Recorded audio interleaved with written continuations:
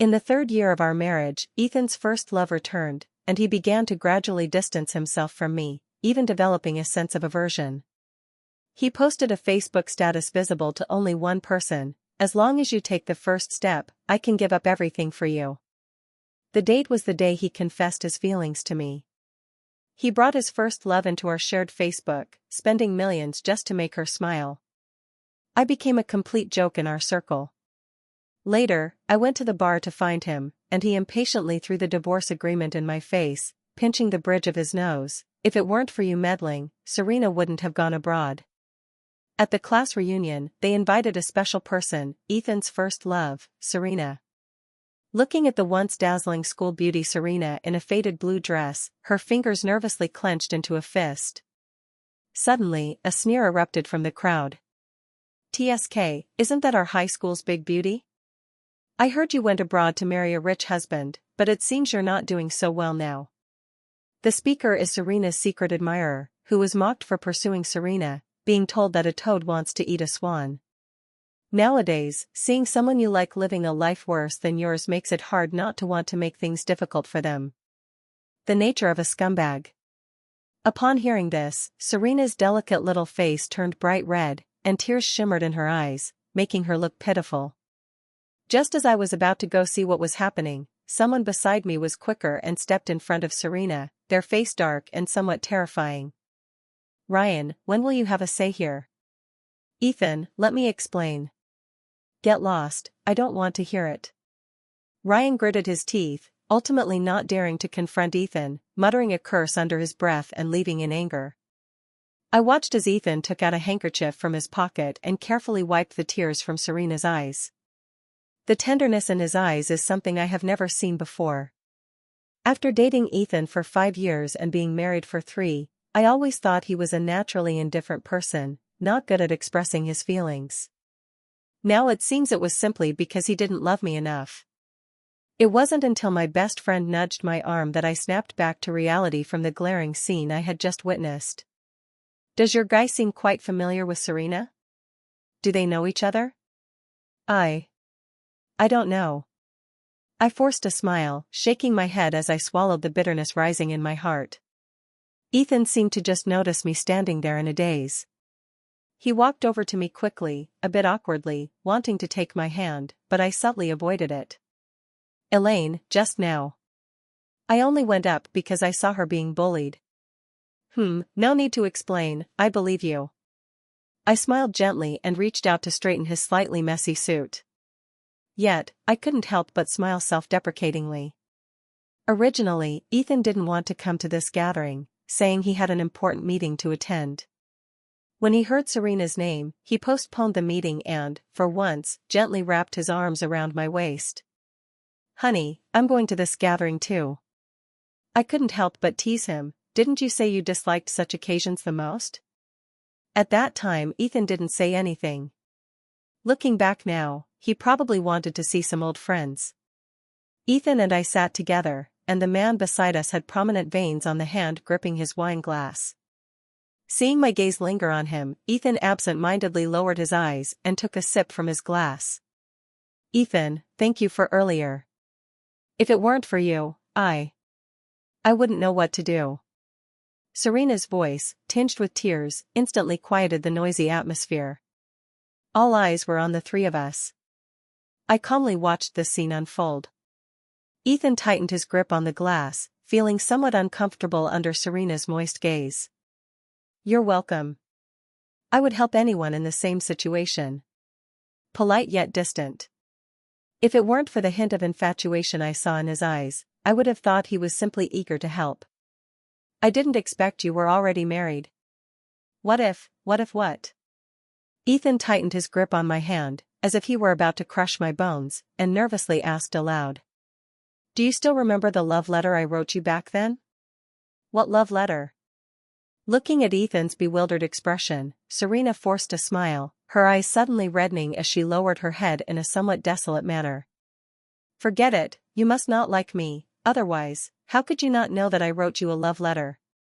It's all in the past, why am I even bringing this up?" Without waiting for anyone to react, Serena sobbed and pushed the door open, running out. Then, in front of everyone, Ethan let go of my hand and chased after her. My best friend and a few close friends looked at me with concern. I smiled gently, choosing not to say anything, and let everyone enjoy themselves. After a while, Ethan finally returned, but the warmth on his face was gone. He pulled me out with a gloomy expression. "Ethan, why are you pulling Elaine like that?" "Maggie, I'm fine, I'll be back soon." I shook my head at my best friend and then followed Ethan outside. He walked quickly, and I stumbled a bit trying to keep up with his pace. I looked quite disheveled. Along the way, many scrutinizing gazes fell on me, making me feel embarrassed and awkward. After much difficulty, Ethan finally stopped and roughly pushed me away.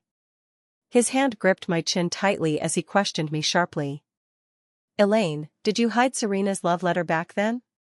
"No." Ethan let out a cold scoff as if he had heard a joke. "No? You knew very well that Serena liked me, yet you hid the love letter she gave me. Elaine, how did I never see how despicable you were before?" The harsh words made me unable to help but push Ethan away, raising my hand to slap him. "Am I despicable? Ethan, after all these years I've spent with you, is that all I get, a word of despicability? Do you really think that the once lofty Serena would look at someone with nothing like you?" Ethan paused, then suddenly punched the wall behind me, growling, "Shut up. Otherwise, how could I have missed Serena for so many years?" Serena, how affectionate the name sounds. As if to emphasize his disappointment in me, he let out a long sigh. "Elaine, I never expected you to be this kind of person. If I had known." The streetlight stretched his tall figure long and thin, making him look lonely and desolate. What was he trying to say just now? If I had known, I would have been more proactive, and I wouldn't have missed out on Serena. If I had known I was the despicable person he spoke of, he wouldn't have married me. Watching his disappearing figure, my eyes suddenly couldn't help but turn red, and large tears rolled down my face, soaking my collar.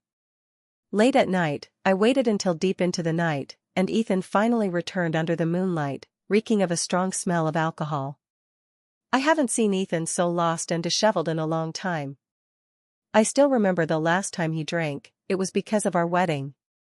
That day, he was as happy as a child, holding on to my waist and not letting go, repeatedly telling me how much he loved me, that marrying me had exhausted all his luck in life.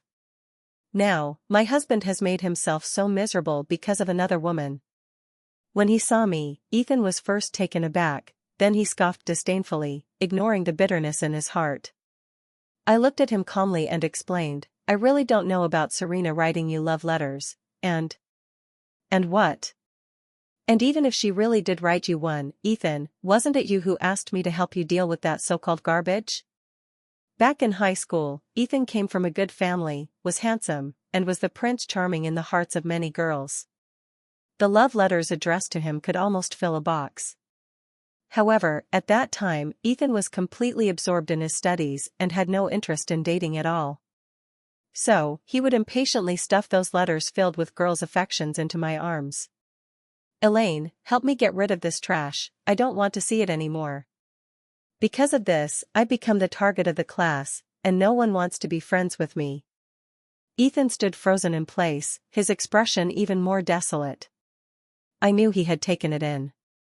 He came over, took my hand, gently kissed me, and quietly apologized. "I'm sorry, Elaine, it's my fault for being too hasty and not thinking of this matter. Oh, I'm a bit tired and want to sleep, if there's anything, let's talk about it tomorrow." I pulled my hand away and walked towards the bedroom. Just as I hadn't yet reached the bedroom, I heard Ethan knock the vase off the table. Instantly, it shattered with a loud crash. I turned my head sharply to look, only to see him irritably tugging at his tie, his tone carrying a reprimanding edge. "Elaine, I've already apologized. Are you still holding on to this? Is it amusing?" I didn't say anything, only feeling my heart ache and swell, my eyes suddenly welling up with tears. The atmosphere instantly became very quiet. I suddenly felt that the person in front of me had become somewhat unfamiliar enough to be frightening. After Ethan finished speaking, he seemed to realize he had said the wrong thing. He quickly walked over to me and carefully wiped away the tears at the corner of my eye. I'm sorry, please don't be angry with me, it was my fault just now. I lowered my eyelids and fell silent. Suddenly, Ethan leaned down and kissed me, pinning me against the wall. I pushed him away, looked up at him, and asked softly, Ethan, do you love me? Ethan's hand, which had been wandering over my body, suddenly froze, and he shyly avoided my scrutinizing gaze. Didn't you say you wanted to sleep? Let's go. Not a single explanation, not even the word love he was afraid to say out loud. I couldn't help but mock myself, knowing the answer, I still had to ask. How foolish of me. I sniffed back the tears that were starting to sting my nose, forcing them back into my eyes as he led me to the bedroom. Ethan carefully tucked the blanket around me and wrapped his arms around my waist. In the darkness, time passed slowly. Suddenly, Ethan's phone rang incessantly, and he reached out to grab it. I don't know what I saw, but I felt his body suddenly become very stiff. It seemed he was afraid of disturbing me, so he turned off the sound and quietly got out of bed. Ethan's deep voice slipped through the crack in the door and into my ears, carrying a hint of surprise. Serena, is that you? Serena, how affectionate that sounds. Serena's voice was tinged with tears. I know I shouldn't disturb you, but I don't know who else to turn to for help. I'm sorry, I really just thought of you instinctively. Don't rush, take your time to speak. Outside, it was quiet for a moment. Ethan seemed to have made up his mind and promised Serena, stay where you are and don't run around. I'll come find you, it's not safe out here at night. But your wife, she's asleep. Just come back before she wakes up. Thank you, Ethan. Serena's voice carried a hint of joy. Suddenly, I felt a churn in my stomach, a bit nauseous. At night, listening to Ethan rustling around in the living room, changing clothes and looking for things, I wanted countless times to get out of bed and confront him loudly. And countless times, I forced myself to calm down. Ethan and I grew up together as childhood sweethearts, dating for 3 years and married for 2. I always thought our love was mutual, never realizing that he had always had a white moonlight in his heart. The one I disliked the most, Serena. Serena was the school beauty during our high school years, beautiful and cheerful. Like Ethan, she was a legendary figure in our school. When it comes to her connection with Ethan, it was nothing more than her running up to him with problems the teacher had explained countless times, sweetly calling his name. Male God, could you please teach me? At that time, Ethan had a proud personality and didn't like to socialize with others. I watched him seriously explaining the problem to Serena, thinking she was no different from those people in the past. Yet I overlooked the fact that Ethan's ears turned red when he finished explaining to her. In the end, people will be haunted by the unattainable things of their youth for their entire lives, and Ethan was no exception. That night, I lay in bed tossing and turning, unable to fall asleep. Just as dawn was breaking, I was awakened by a sudden, urgent ringtone. I rubbed my throbbing temples. Ethan was arrested, because of drunk driving and fighting. Without time to think, I rushed to the police station without even washing my face. Ethan's white shirt was stained with blood, and the corner of his lip was split. Beside him was Serena, quietly sobbing, her tears flowing like rain. It's all my fault, if it weren't for me, you wouldn't. Woo-woo, it's all my fault. Ethan looked at her with pity, wanting to wipe her tears, but the movement pulled at his wound, making him gasp in pain. The moment he looked up, he saw me standing at the door. His expression almost visibly froze. I have nothing to do with this person, so I'm leaving. I turned to the side and said to the nearby officer, turning away under her probing gaze. Almost as soon as I turned to leave, Ethan suddenly stood up, limping over to grab my hand. Elaine, it's not what you think. And then what? Can I explain it to you when I get back? I chuckled lightly, but the smile didn't reach my eyes. This is the man I've loved for nearly 10 years, my husband. For another woman's phone call, he doesn't even understand the most basic principles. Drunk driving, fighting? Is this something an adult would do? I can't even find a reason to excuse him. It's as if whenever it comes to Serena, he transforms into a pure love warrior, as innocent as a young boy. Just as I was about to explode, Serena, with tearful eyes, grabbed my other hand, stammering. "It's all my fault, don't blame Ethan, he just wanted to help me." "Elaine, please don't let my argument with Ethan affect you. It's all my fault, you can hit me or scold me, I don't mind." Looking at the two of them exchanging a tacit glance, it felt as if I were some heinous criminal, tearing apart their fated bond. I forcefully broke free from their hands and slapped Serena across the face. "Since you know it's your fault, why are you shamelessly clinging to someone else's husband? Are you planning to be a hidden canary?" I didn't." Serena covered her reddened face, tears streaming down as she spoke in a voice full of grievance. "If it weren't for you hiding the love letter I wrote to Ethan, we would be a couple. You stole the love that belonged to me. Is that right? Is that what Ethan told you?" I stared at Ethan, afraid of missing even the slightest expression on his face. He awkwardly turned his head away. "Elaine, please calm down. I said we would talk about this when we get back. What is there to say?" I felt a bit tired, my gaze sweeping back and forth between the two of them. Suddenly, I let out a scoff.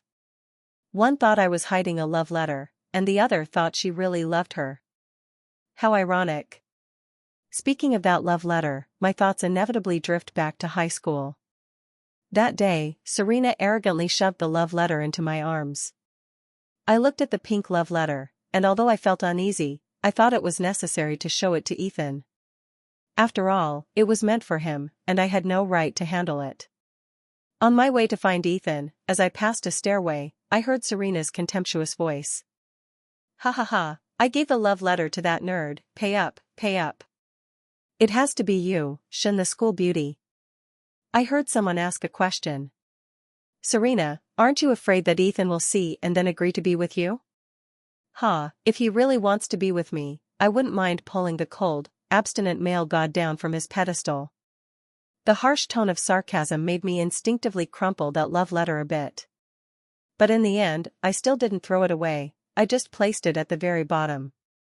Now, watching the two of them gaze at each other affectionately, it feels as if I truly have stolen someone else's fate. "Ethan, once you finish dealing with these matters, let's find a time to handle the divorce procedures."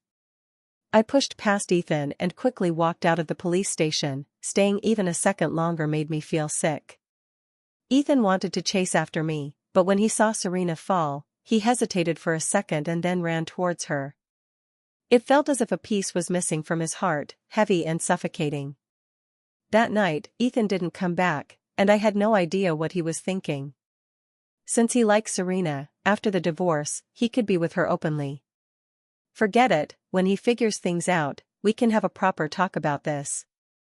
However, the hidden phone of Ethan's completely shattered my illusions. The messages in the phone were filled with his affection for Serena. That fiery and scorching love made it impossible for me to hold on to the phone. I smiled bitterly as I covered my face, tears uncontrollably streaming from my eyes. My heart was filled with pain and disappointment. His last Facebook post from 5 years ago was, "As long as you take a step forward, I can give up everything for you, AR." It was a Facebook post visible to only one person. The date was the day he confessed his feelings to me. He clearly doesn't love me, yet he chose to date me and marry me. Everyone thinks he loves me deeply, and even I have been deceived by his false affection. However, I am not a machine, I can't completely uproot my feelings for him after knowing the truth. I don't know if it's because I've been sitting on the ground for too long, but that night I came down with a fever. In a daze, Ethan called me. "Baby, I miss you.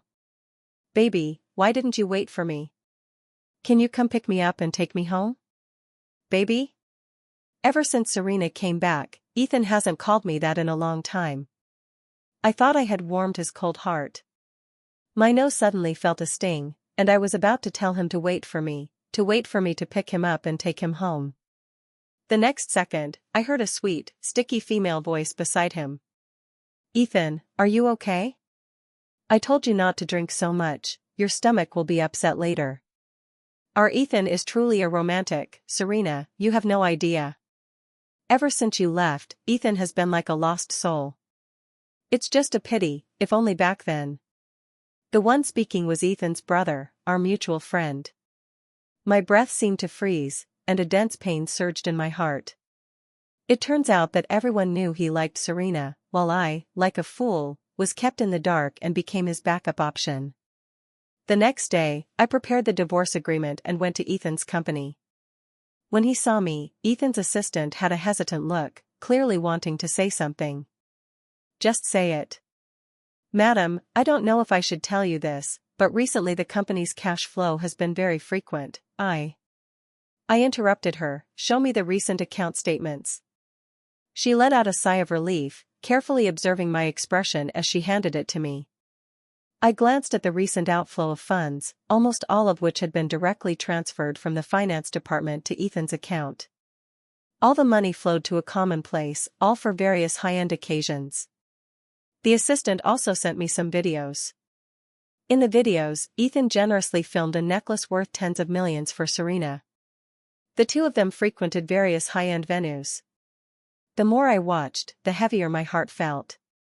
I couldn't help but call him, and after a long while, he finally answered, sounding a bit lazy. Elaine, what's wrong? Come back, divorce. Without waiting for him to speak, I hung up the phone. I waited at home until very late, and only then did he return. He explained to me with an unnatural expression, "Why are you still awake?" There was a meeting at the company today. I came to your company today.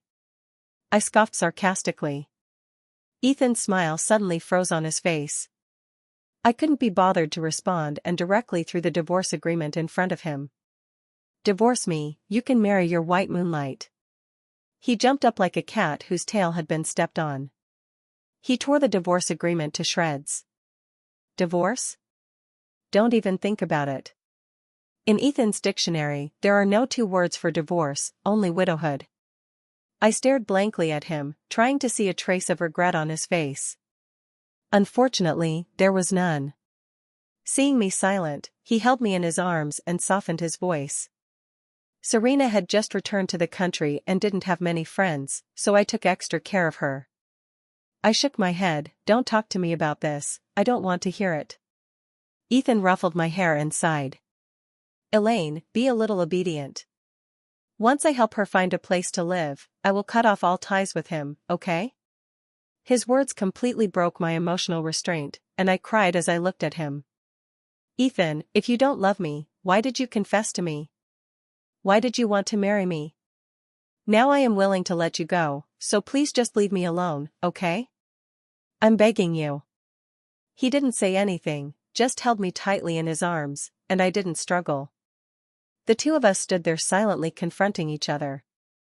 In front of me, Ethan blocked all of Serena's contact information, trying to prove that it was just a momentary impulse. The two of them tacitly avoided mentioning Serena again. Just when I thought life would continue peacefully like this, Ethan had a business trip one weekend. Just as I finished watering the flowers and was about to take a nap, a series of urgent knocks echoed at the door. I was about to go check what was happening when I suddenly heard the sound of the electronic lock being opened. A chill ran down my back, and my heart nearly jumped out of my throat. It was Serena. She slammed the door shut, looking terrified.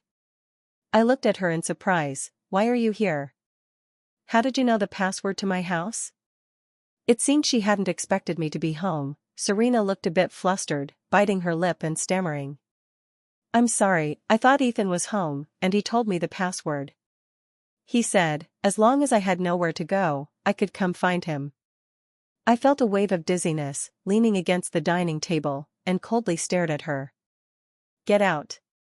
As soon as I finished speaking, there was suddenly a violent knocking at the door, each knock more forceful than the last.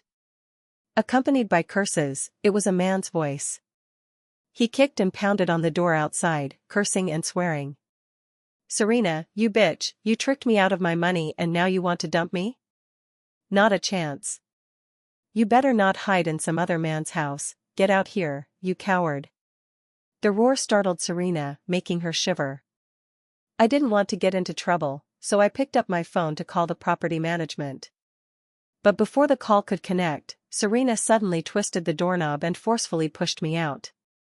Just like that, I crashed straight into the man's blade, and the intense pain made me faint. The man, seeing that he had killed, fled in panic. Just before my consciousness faded, I heard Serena's somewhat relieved voice beside me. "Now it's good, as long as you die and Anthony is sentenced, no one will know my past. From now on, I am Ethan, the only one I love." Just when I was really close to death, Ethan returned. When he saw me lying in a pool of blood, he panicked and stumbled towards me. He tried to cover my bleeding wound with his hand, but he couldn't stop it at all. His eyes turned red in an instant, and large tears fell onto my face. "Elaine, don't scare me, open your eyes and look at me. I was wrong, I was really, really wrong, please don't leave me." Unfortunately, I lay in his arms with a pale face, my breath growing weaker. Ethan picked me up and gently placed me in the back seat of the car. I lost count of how many red lights we ran through on the way. I heard him repeatedly saying, "Elaine, don't close your eyes, we're almost at the hospital. For my sake, please hold on a little longer." "But Ethan, I'm dying because of you." I stared blankly at the ceiling, the doctor's cold and regretful words ringing in my ears. "I'm sorry, we couldn't save the baby, and it's likely that you won't be able to conceive again in the future." "What are you saying? Who is pregnant? And what do you mean by can't get pregnant anymore?"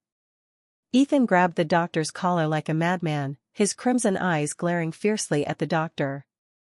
The doctor simply looked at him calmly, repeated what he had just said, then shook his head and walked out of the ward. Ethan covered his face in pain, punching the wall with a loud bang. He cautiously stepped forward, took my hand, tears hitting the back of my hand, his voice trembling uncontrollably. "Elaine, don't believe those quacks. Once you're better, I'll take you abroad to see the world.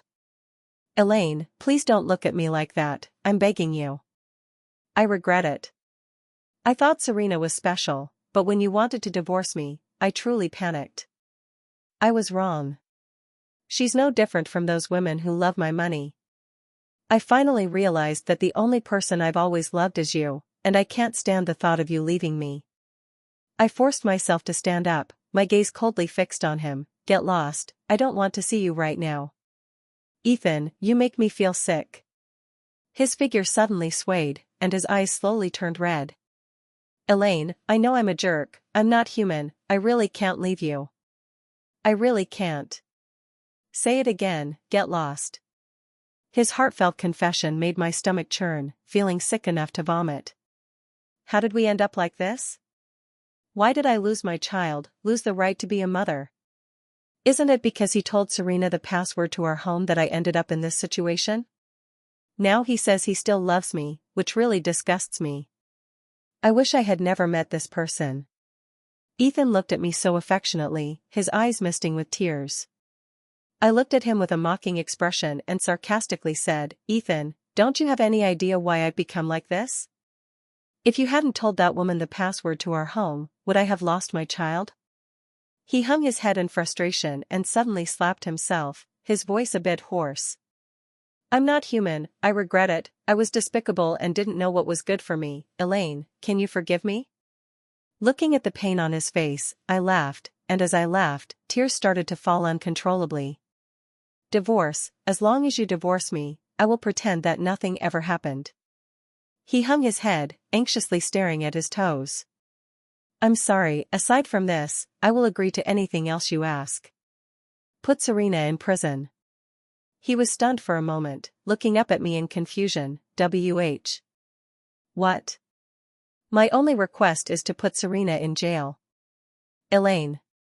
I heard his hesitant voice, and I could no longer control my emotions, smashing the cup on the table hard against his head. His temple was smashed, blood trickling down his ribs, and I screamed at him in a frenzy. "Ethan, she killed my child, and you still protect her. Are you still human? That was your child too. Ethan, don't make me hate you." In the end, I looked at him in despair, my threats feeling powerless. I don't know how Ethan left, he only said he would take care of it. In fact, I didn't really believe he could bring himself to do anything to Serena. But I couldn't let my child die in vain. I instinctively touched my abdomen.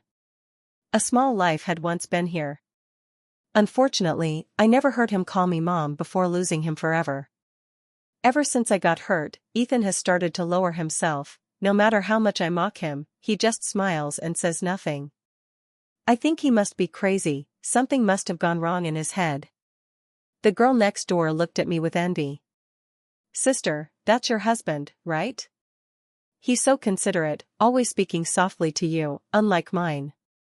You really are lucky. I smiled gently. Forget it, I don't deserve this luck, I should leave it for those who need it more.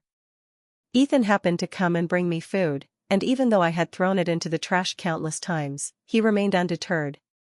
Seeing me rarely smiling and talking to others about him, the corners of his lips lifted into a beautiful arc. What should I say?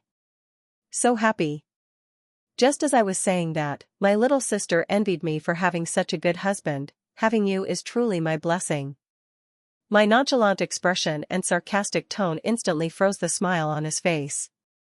Then, he fell silent, and Maggie opened the lunchbox, gently saying, Elaine, I've already taken care of Serena's matter. Hearing Serena's name, I suddenly perked up and stared at him. How did he handle it? Did he send money, resources, and send people off to other places again? He paused his movement with the lunchbox, turned to look at me. No, I just returned all the harm you suffered back to her, and as for the person who came after you, I broke his legs and dumped him in the wilderness. At his words, I looked up at him in disbelief, my voice rising several octaves. Ethan, you're crazy, this is illegal. I'm not crazy, and it wasn't me who did it. Don't worry, I won't get into trouble. I looked at Ethan as if he were a fool, and for a moment, I thought he was a bit naive. Emotions are like a mirror, when they fall to the ground, they shatter into pieces. Even if they are restored perfectly, the cracks will always remain. A broken mirror can never be made whole again. I turned my head away and no longer looked at him. Ethan didn't say anything, perhaps out of fear or maybe because he didn't know what to say. He just sat quietly by my bedside. I could feel his guilty and burning gaze on my back. He knew me too well. He knew I could never accept his betrayal. He also knew that once I made up my mind, there would be no turning back. The next day, Ethan came again. He got straight to the point, and the first thing he said was, I've figured it out, Elaine. On the third day, I know it's hard for you to believe me again. To prove my determination, I can give you all the shares and assets of the company. I am willing to bet everything I have. If I hurt you again, you can have the court rule that I leave with nothing. Crazy. I think he must be insane. When I first drafted the divorce agreement, I only thought about splitting the assets. After all, the company was created by both him and me, and since we've fallen out, I don't want to make it easy for another woman. I accepted Ethan's proposal and signed the agreement. However, I also made a request to Ethan. We can avoid divorce unless you get a vasectomy. After all, I can't have children now, who knows if you will in the future. Ethan interrupted me, nodding firmly, all right, I swear I will never betray you again. Looking at the flame rekindled in his eyes, I curled my lips. If he is crazy, I might be even more so. Clearly unable to accept his betrayal, yet still chose to reconcile with him. Why should the latecomer surpass me? The tree I planted must be shaded by me alone. Even if I cut it off, I don't want to give others an advantage. However, I didn't expect that before I could be discharged from the hospital, Ethan would be admitted to the intensive care unit. I heard it was because on his way home from work, he was hit by a crazed Serena driving her car. It was only through the police's description that I learned what Ethan had done to Serena. Because my uterus was removed, he hired someone to knock Serena out and took her to an unlicensed underground hospital, where they forcibly removed her uterus. Moreover, he is also suspected of murder. The man he threw into the wilderness is dead. I looked at Ethan in the ICU with a complex gaze, feeling an indescribable emotion in my heart. I should hate this man, but I just can't bring myself to do it. His face was pale, devoid of any color, and he exuded an aura of death. The doctor said that if he didn't wake up soon, he could very well become a vegetable. After hearing that, I actually felt a twisted sense of relief. It wouldn't be so bad if he lay in bed for the rest of his life. That way, he wouldn't have any dubious women clinging to him. I think I must be going crazy. Ethan lay in bed for half a month before slowly waking up. The doctor said he might have some bad after effects. What exactly they were, the doctor did not say. I hesitated for a moment before pushing the door open and walking in. Upon seeing me, he was first taken aback, then looked at me with a face full of disgust. "Why is it you? Why not me? Elaine, can you please stop bothering me? I really won't like you." The way he spoke was very much like the 17-year-old version of himself, always looking at me with impatience. Suddenly, I understood what the doctor meant by after effects. Ethan has lost his memory. I looked at him and said seriously, "We are already married. Then let's get a divorce." He impatiently interrupted me, then pulled out the needle and walked out, muttering to himself. "Serena is going abroad today, and I want to stop her. This time I will not miss my chance again." I watched his determined back as he walked away, feeling a bit dazed. "Ethan, I gave you a chance." Ethan still hasn't found Serena. He sat in the living room, lost and dejected. I took out the divorce agreement I had prepared in advance and handed it to him, my tone very calm. "Sign it, and we'll get a divorce." "Then I'll tell you where Serena is?" He stared blankly at the divorce agreement in my hand, lost in thought, and in pain, he held his head. He kept saying no, no. But in the end, 17-year-old Ethan still overcame his 27-year-old self, gritting his teeth and signing his name. He fulfilled his promise to Serena. For her, he could give up everything. He left with nothing, giving all his assets to me. We went to the Civil Affairs Bureau to get the divorce certificate. I watched him, dazed, clutching the divorce certificate, his eyes somewhat vacant. After a long while, he finally lifted his head to look at me, hesitatingly parting his lips to ask, "Elaine, did I do something wrong? Why do I feel so troubled inside?" I shook my head and smiled at him. "No, you did everything right. After all, you truly fulfilled the dream of your youth and bravely pursued true love." After saying that, he looked even more confused. It wasn't until I mentioned where Serena was that his eyes suddenly became clear. He walked firmly in the direction of the prison. I watched his disappearing figure, smiling brightly. "Ethan, I hope you forget everything and be with your true love." What awaits Ethan may be a prison disaster.